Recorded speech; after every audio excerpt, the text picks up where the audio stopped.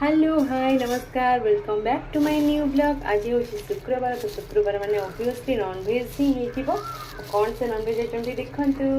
आज मुझे morning workout करके आसला देखिए बढ़िया मछटा होता तो बिहन भी थी तो किसी मछर बेलून आप मैंने खाइबा भल पाते मत कमेंट सेक्शन में कमेंट करेंगे।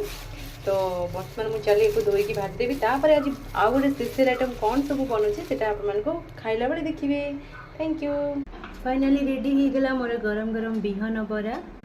एठी माछ को टिके पियाज देकी भाजी देछि और एटा होछि माछ बेलुन्स भजा और चर्बी को मन को भल लगे जल्दी जल्दी पड़े आसतु खाइबे।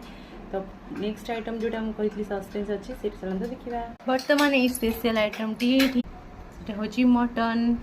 देखो बढ़िया टेस्टी मटन आज ଖିଆହେବ ता सहित यही सब आइटम तो जो मैंने खाइबे जल्दी जल्दी पड़े आसना खाइबाटा केमती लगे मत कमेंट सेक्शन में कमेंट करेंगे। Thank you Tata.